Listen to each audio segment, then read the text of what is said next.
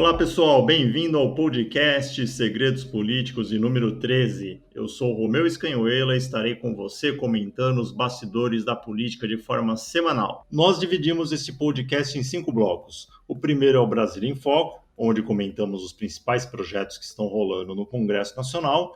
O segundo bloco é o Colado com a Justiça, sobre um assunto político de interesse nacional que envolve o Judiciário, de preferência o STF.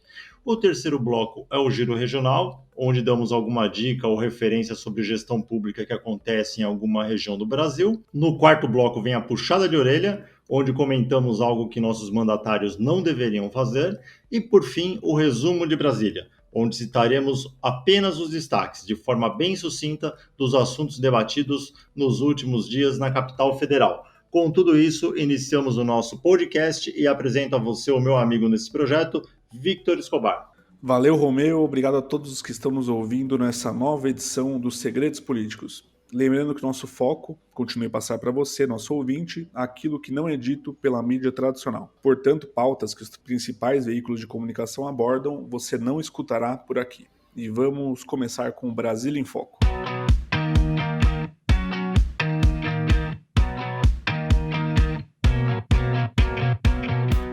Bom, nossa primeira notícia do dia aqui, Romeu, é CPI da Covid. Conheça os principais pedidos aprovados na primeira semana da comissão.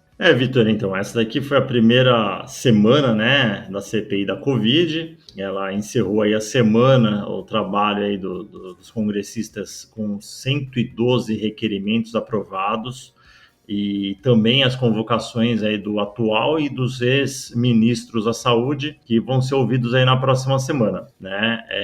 Além aí desses personagens-chave que todo mundo está esperando aí para ouvir, principalmente aí o ministro Mandetta, né, ex-ministro Mandetta, outros pedidos aí devem ser apreciados para que outras pessoas devem ser convocadas, né? Um dos requerimentos aprovados pede que 11 órgãos diferentes, incluindo o Exército, entreguem documentos e informações relevantes sobre a produção e distribuição da cloroquina pelo governo, né? Até uma questão aí do Bolsonaro de falar que a CPI está querendo atingir o Exército, investigando o ex-ministro Pazuello, né? E até o senador Renan Calheiros disse que não tem nada de perseguição ao Exército, né? Claramente algo para buscar informações e saber se teve omissão, erro de algum gestor público. Mas, enfim, né, o foco aí da campanha do tratamento precoce, né, que usou remédios aí sem eficácia comprovada contra a Covid-19, isso daí é algo que a CPI vai investigar. E outro pedido aprovado demanda que o Ministério da Saúde entregue a cópia dos processos administrativos para aquisição e fornecimento de vacinas ao Brasil. Ponto a ser investigado é a demora e a perda de imunizantes para o país, né? E também foram aí aprovados requerimentos relacionados à disseminação de fake news sobre a doença. A gente tem aí os remédios e insumos fornecidos pelo Ministério, as viagens feitas pelo presidente Bolsonaro durante a pandemia. E enquanto isso, o Palácio do Planalto aposta em desviar o foco da CPI sobre o Executivo, né? Então, o senador Ciro Nogueira, do PP do Piauí, aliado de Bolsonaro, teve aí 6 requerimentos aprovados para investigar os repasses federais para estados e municípios durante a pandemia, ou seja, jogando, né, a CPI para os estados e para os municípios. Exato, e o senador Eduardo Braga, do MDB do Amazonas, que é considerado do bloco independente, né, da CPI, ele solicitou que a presidente do TCU, Ana Reis, forneça todos os dados colhidos pelo órgão sobre o plano especial de acompanhamento das ações de combate à Covid-19. Então, esses relatórios, né, que foram produzidos pelo tribunal, eles são uma das principais armas usadas pelos integrantes da comissão para investigar a gestão do governo federal em relação à pandemia, já que apontaram dezenas de falhas nos processos das mais diversas áreas. Já Eduardo Girão, que é do Podemos do Ceará, ele pediu registros detalhados sobre os deslocamentos do presidente Bolsonaro pelo comércio de Brasília e em torno do Distrito Federal desde março de 2020. Ele pediu isso porque o chefe do executivo fez aí passeios rotineiros, né, aos finais de Exato. semana, andou sem máscara, entrou na casa de moradores, provocou aglomeração.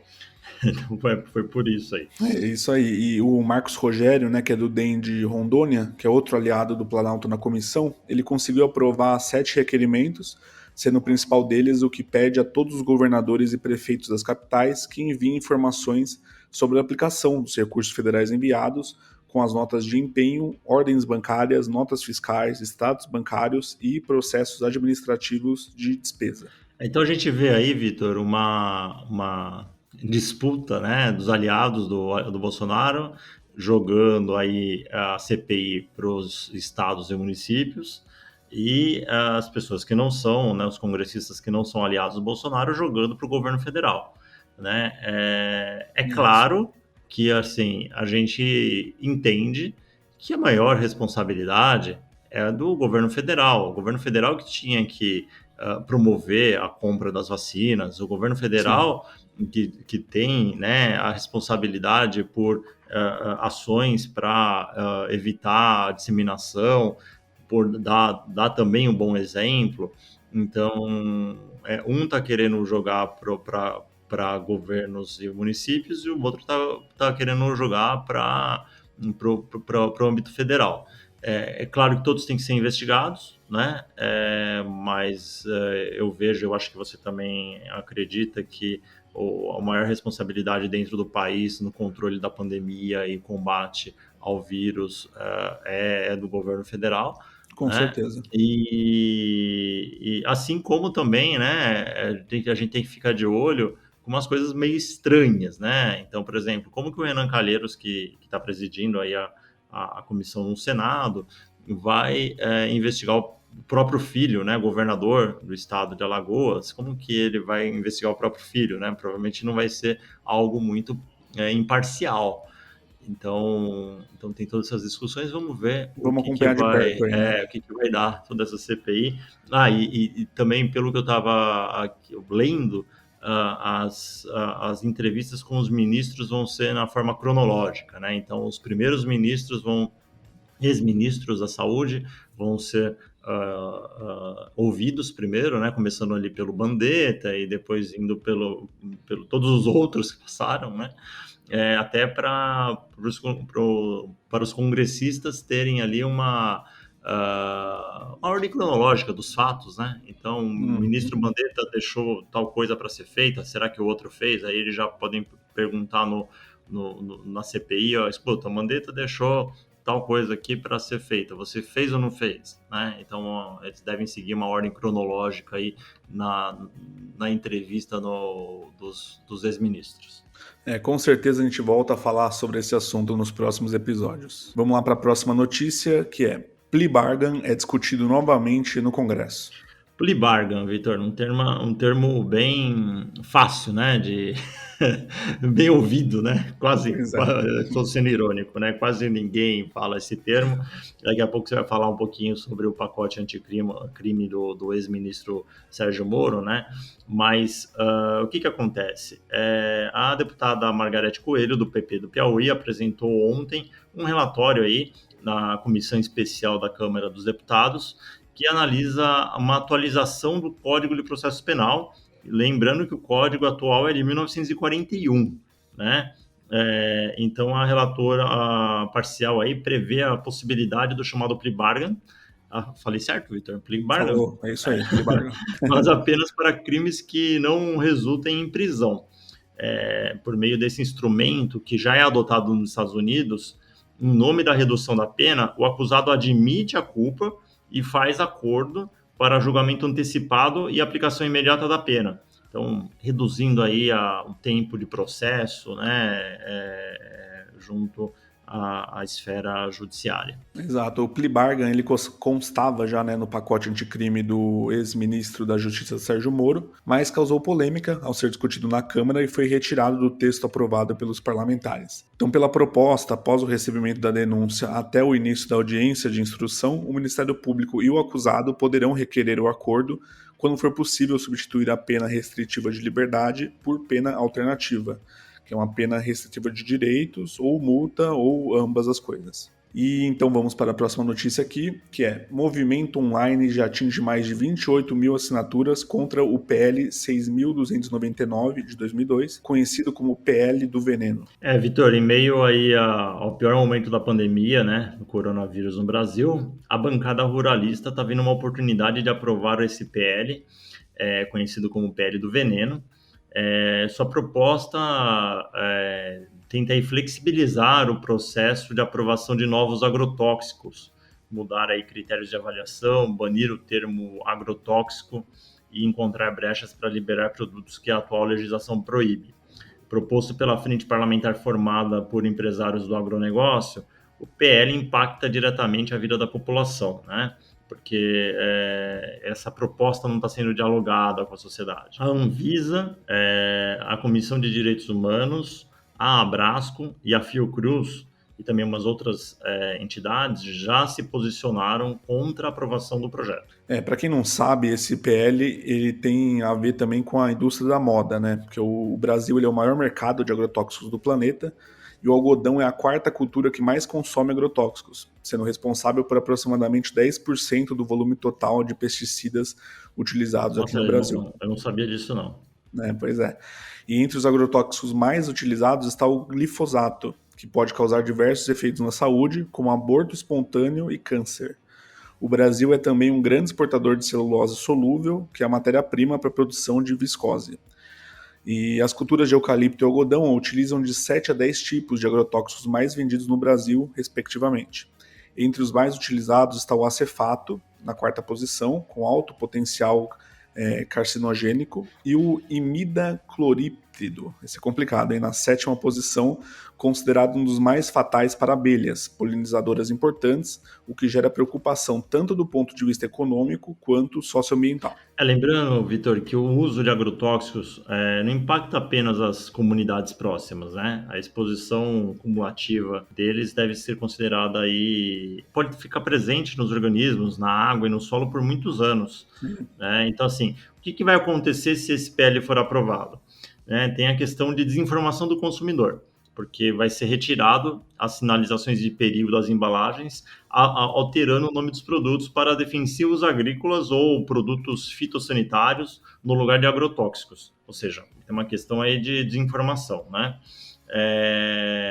O PL demonstra uma tentativa de apresentar os agrotóxicos como produtos benéficos, né, e não tóxicos. Então, um alerta aí grande, né? Outra coisa é os riscos reais à saúde dos trabalhadores.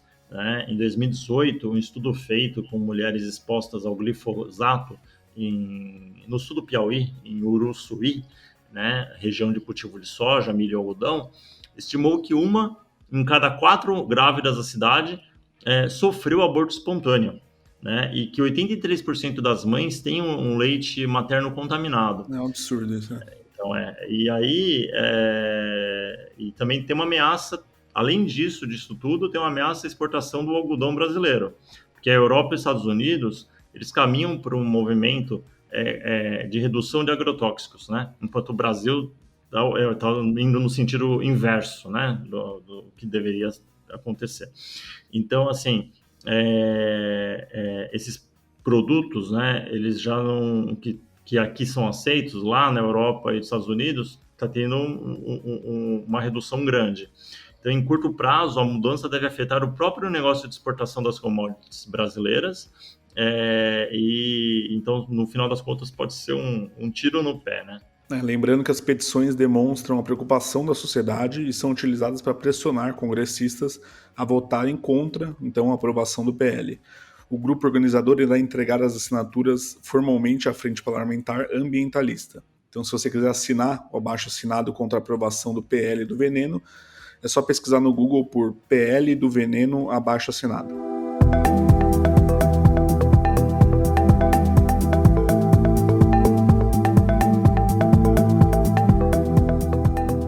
Lei que obriga aviso sobre roubo em ônibus é inconstitucional, diz TJ de São Paulo. A primeira notícia aqui do Colado com a Justiça de hoje. É mais um projeto de lei, Vitor, de iniciativa parlamentar que não é da competência parlamentar, né? Então a gente sempre diz aqui, né, da importância de das pessoas votarem em legisladores que tenham um pouco de conhecimento, né, o mínimo de conhecimento de direito constitucional, para todo mundo não perder tempo, né? Então, você vê uma lei que eu vou falar agora, né, de iniciativa parlamentar, que não poderia ser de iniciativa parlamentar, aprovada, e que prejudicou a cidade de Mariporã, minha cidade de Mariporã, e que, no final das contas, foi parar no Tribunal de Justiça. Então, olha só todo o caminho que deu, né, e acabou ocorrendo ali, muita gente envolvida, trabalho, né, de parlamentares, trabalho do Executivo, trabalho dos desembargadores, tudo por conta de uma lei que não deveria ser de competência parlamentar. Mas, enfim, o Tribunal de Justiça de São Paulo anulou essa lei municipal de Mariporã, de origem parlamentar, que obrigava as empresas de transporte público a divulgar no letreiro frontal dos ônibus avisos de roubo, furto e outras ocorrências criminais que estivessem acontecendo no interior do veículo. Na ação, a Prefeitura de Mariporã afirmou que a norma afetava o equilíbrio econômico-financeiro dos contratos de transporte coletivo, ao trazer novas atribuições às concessionárias, além de configurar risco à integridade física de motoristas e cobradores de ônibus por obrigá-los a colocar a palavra socorro no letreiro frontal dos veículos. Não é muito difícil deduzir, né, que seria um risco enorme para os motoristas, porque todo mundo saberia, né, dessa possibilidade e só dele acionar esse botão, né, digamos assim, que mudasse o letreiro, geraria um risco enorme para o motorista. Né? Aí fora a iniciativa parlamentar, né, em querer mudar a questão econômica, né, financeira dos contratos, porque isso gera um custo de adaptação, né, nos contratos. Então, quem é responsável por negociar os contratos com empresas de ônibus é o executivo, a prefeitura. Né? Então, a Câmara Municipal da cidade não pode se envolver nesse aspecto. Então, o Tribunal de Justiça aí anulou essa lei municipal em Mariporã. Isso aí, vamos então para o Giro Regional.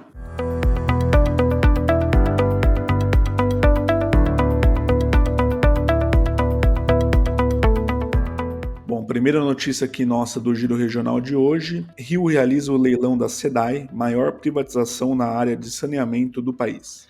Está marcado para daqui a pouco, Vitor, às 14 horas. A gente está gravando esse podcast às 13h12, né, no dia 30 de abril, sexta-feira. Né, esse leilão vai ser a maior privatização aí da área de saneamento do país. Né? É um edital elaborado pelo BNDES. Ele dividiu a concessão no Rio de Janeiro, no estado, em 4 blocos regionais. As concessionárias que vencerem os lotes em disputa para operar os sistemas de água e esgoto dos 35 municípios terão que cumprir uma série de metas para garantir que os consumidores tenham um serviço de melhor qualidade. Além de disputas jurídicas e legislativas até a noite de ontem, né, o leilão da SEDAI, que, conforme eu falei, né, que está marcado agora para as 14 horas na Bolsa de Valores de São Paulo, ela prevê aí a concessão à iniciativa privada para que nos próximos anos tenha aí um investimento na ordem de 30 bilhões de reais, a maior parte desse investimento nos 12 primeiros anos. E o mais interessante, que a gente vai até falar um pouquinho sobre os pontos, dedicar um espaço até grande do nosso podcast hoje por conta dessa privatização, né, que vai acontecer desse leilão, porque também isso pode servir de exemplo para várias outras cidades, vários outros gestores públicos que estão nos ouvindo. Né? Então, assim, ele também inclui as medidas de recuperação do meio ambiente. Exatamente. Entre os pontos previstos está o compromisso de que até 2033 todas as cidades terão pelo menos 90% dos domicílios com esgoto coletados e 99% com abastecimento regular de água. As empresas também terão que se comprometer, né, a instalar hidrômetros em todos os domicílios no prazo de 5 anos. Os compromissos eles incluem também investimentos para despoluir as lagoas da Barra e melhorar a infraestrutura de saneamento do Complexo da Maré. Além disso, os concessionários terão prazos máximos para atender aos pedidos dos usuários. Então, nos municípios com mais de 100 mil habitantes, por exemplo, terão que atender em 24 horas a pedidos para desobstruir galerias de esgotos. Então vamos falar um pouquinho, Vitor, sobre algumas obrigações de cada empresa vencedora, né? Vamos Então, lá. por exemplo, uma das obrigações vai ser a despoluição das lagoas da Barra e de Jacarepaguá, né? Aqui está aí há décadas, né? Poluídas. Então, a concessionária se compromete a investir 250 milhões de reais em até 3 anos, contados da emissão do licenciamento ambiental pelo INEA, em ações com o objetivo de auxiliar na despoluição do sistema aí lagunar da Barra da Tijuca e de Jacarepaguá.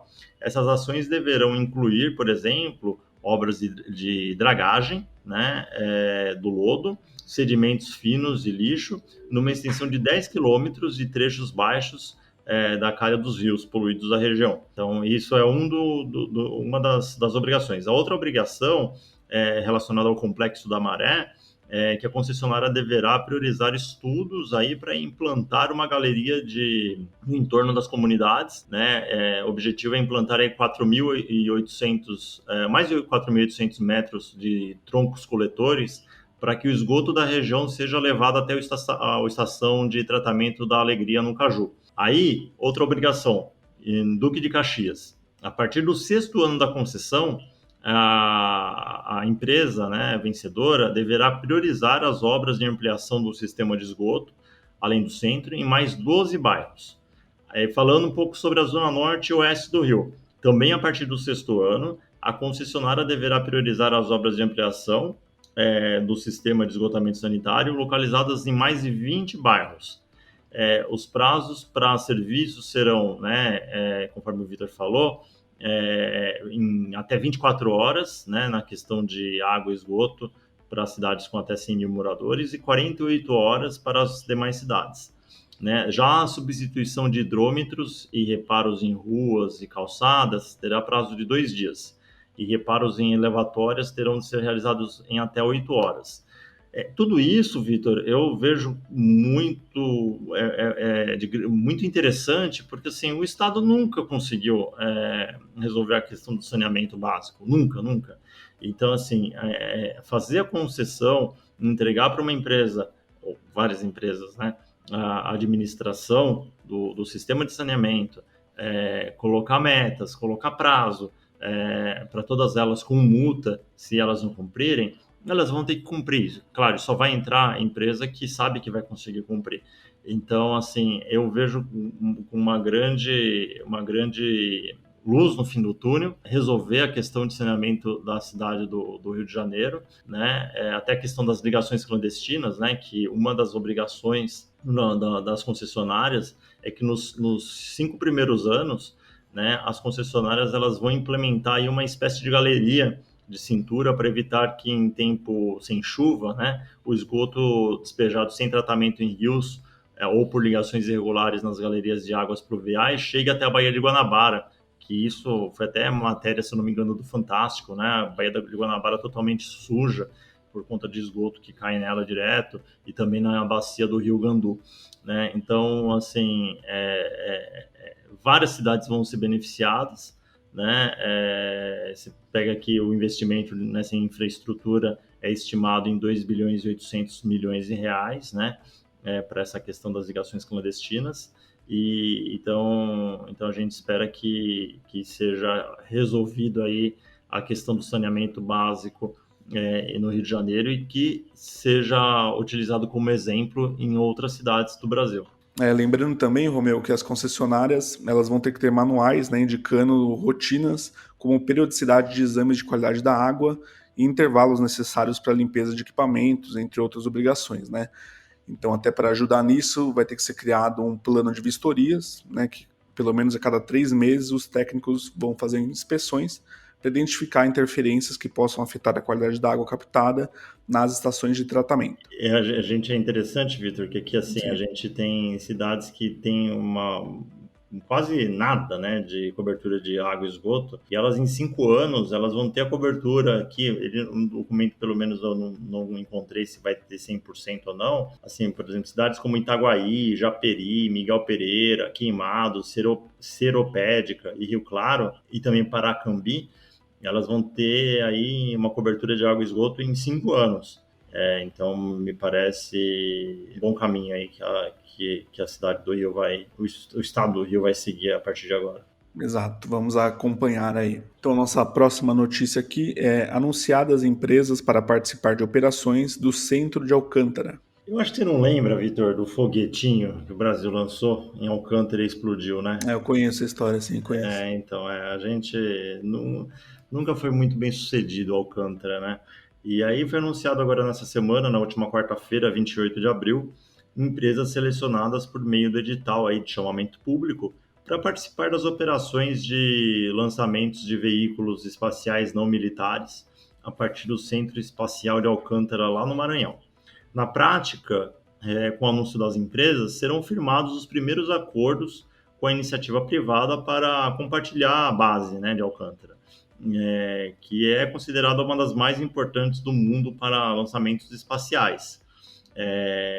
O edital aí teve como objetivo atrair empresas nacionais e estrangeiras com interesse em promover operações a partir das 4 áreas ocupadas do centro de Alcântara, né? Então aí você tem um sistema de plataforma VLS, a plataforma universal, a área do perfilador e o aeroporto de Alcântara. Então, o principal foco é no desenvolvimento econômico e social do município de Alcântara e o fortalecimento da indústria espacial brasileira. Exatamente.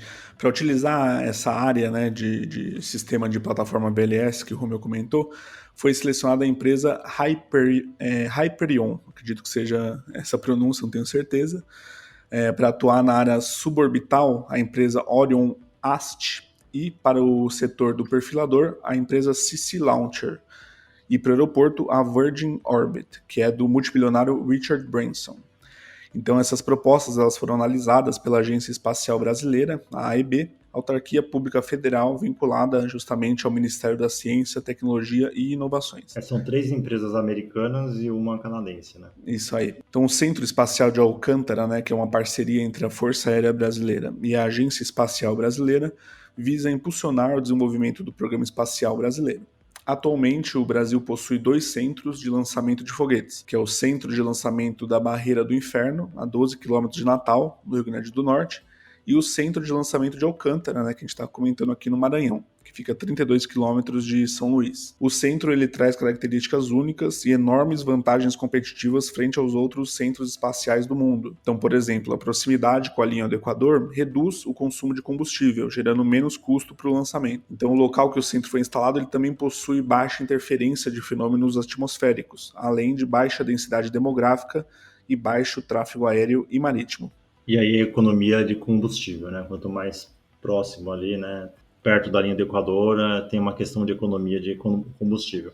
Só para explicar, Vitor, o que é esse sistema de plataforma VLS, né? Que eu também não sabia e então acho que muita gente também não sabe. Essa é a plataforma de lançamento, né? Então, o VLS ele é a abreviação de Veículo Lançador de Satélite. Tem a plataforma de lançamento ali de satélite que a empresa americana Hyperion, né? É isso, Vitor? Você também ficou na dúvida? Vai cuidar. Exatamente. Eu até tenho uma recomendação para quem se interessar mais por esse assunto, que é um canal do YouTube chamado Space Today, que é do Sérgio Sacani, que ele fala bastante sobre astronomia, astrofísica, astronáutica, ele sempre está falando sobre esses assuntos, incluindo sobre essa questão do centro de Alcântara. E assim, né, Vitor, a gente fala muito, né, quer dizer, se falava muito, né, a gente não pode deixar na mão dos estrangeiros, né, é uma questão muito nacionalista, a nossa indústria aeroespacial, as nossas florestas, mas você vê até, né, os Estados Unidos, que tem ali um grande cuidado, né, com o seu território, né, por conta de ser a economia mais forte do mundo, ela fez parceria com uma empresa privada, né, que hoje é americana, tá certo? Né, a empresa do Elon Musk, a SpaceX, é uma empresa americana, mas que amanhã pode ser vendida para a China, por exemplo, e eles estão controlando a questão dos foguetes que saem lá da Califórnia. Então, assim, acho que o Brasil ainda está começando aí a ter uma mente mais liberal de desenvolvimento, o que eu vejo com bons olhos. Mas eu ainda suspeito que a NASA não faria parceria com uma empresa chinesa para explorar o espaço aéreo. Eu acho que a questão de ser uma empresa americana acho que é importante. Acho que talvez seja um ponto a ser avaliado aí também, essa questão né, de qual país que vai explorar a questão do espaço aéreo, mas enfim, eu concordo que o centro de Alcântara não está sendo utilizado, né, pelo Brasil, a gente não avançou nessa área, que eu acho que seria importante a gente avançar cientificamente, né, dentro do país. Acho que a gente poderia aproveitar, quem sabe, no contrato, né, de exploração, poder ter troca de tecnologia, poder ter transferência de conhecimento nessa área para o Brasil, poder também evoluir, e quem sabe a gente ter também grandes empresas aí de exploração do espaço aéreo, né? Mas ia ser interessante, hein, Vitor, se a China comprasse do Elon Musk a SpaceX, hein? Já pensou o foguete saindo lá na NASA com a bandeira nos Estados Unidos com a bandeira da China? O sistema todo em chinês do foguete? Vamos lá, então.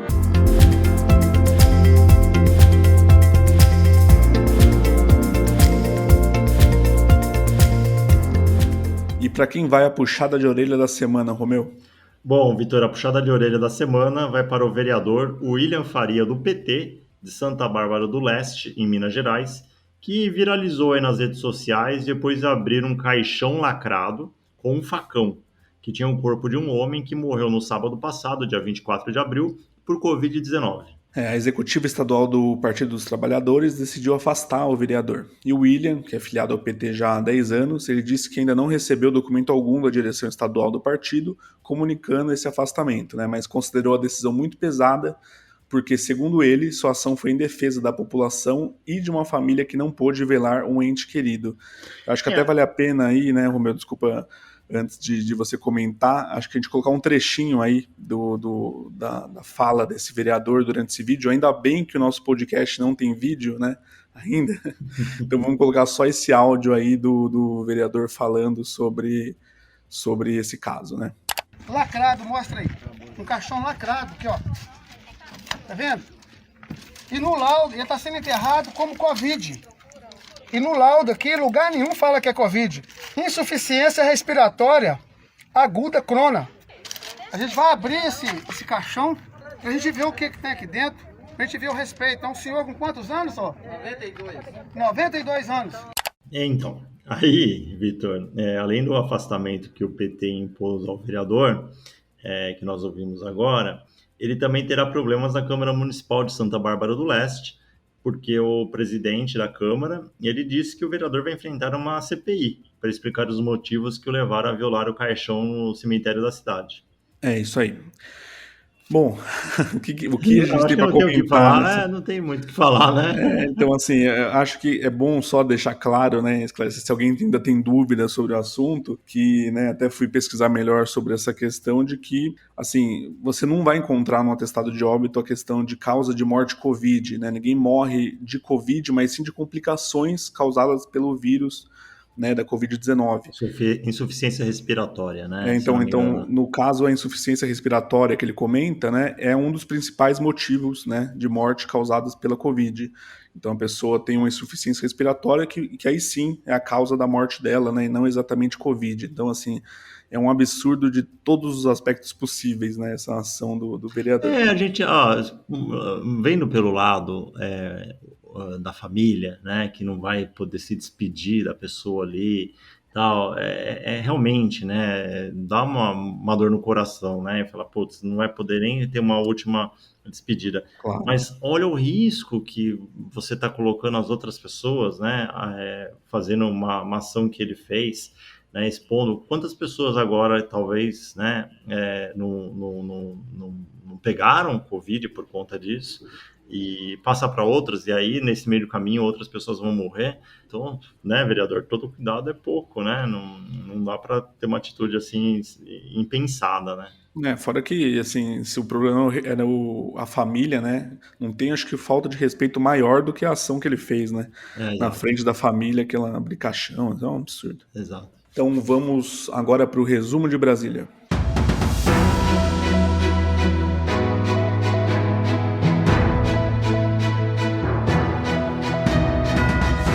Bom, estamos gravando exatamente na sexta-feira, dia 30, às 1h33 da tarde. E lembrando que nesse bloco, então, a gente vai falar os destaques de Brasília de uma forma bem sucinta.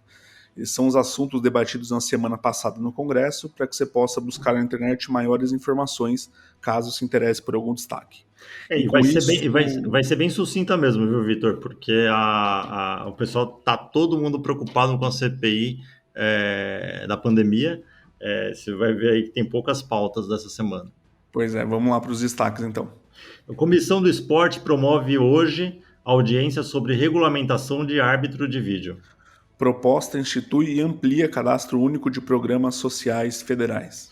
CCJ ouve representantes e servidores sobre reforma administrativa. Câmara aprova projeto que permite compra de medicamentos para Covid-19 sem licitação. Por falta de acordo, votação de projeto da Loteria da Saúde é adiada. E só um detalhe, Vitor, só para explicar o que é essa Loteria da Saúde, bem simples. É uma loteria que eles estão querendo criar para mandar recursos especificamente para a saúde, agora em tempos de pandemia. Isso aí. Câmara aprova MP que renegocia dívidas com fundos constitucionais. O texto vai ao Senado agora. É só para explicar, Vitor, o que são esses fundos constitucionais, né, de financiamento. É uma lei de 89 que ela cria esses fundos constitucionais de financiamento no Centro-Oeste, no Nordeste e no Norte, com o objetivo de contribuir para o desenvolvimento econômico e regional dessas regiões, por meio de instituições financeiras federais, né, para incentivar aí programas de financiamento nos setores produtivos. Então, são empréstimos, né?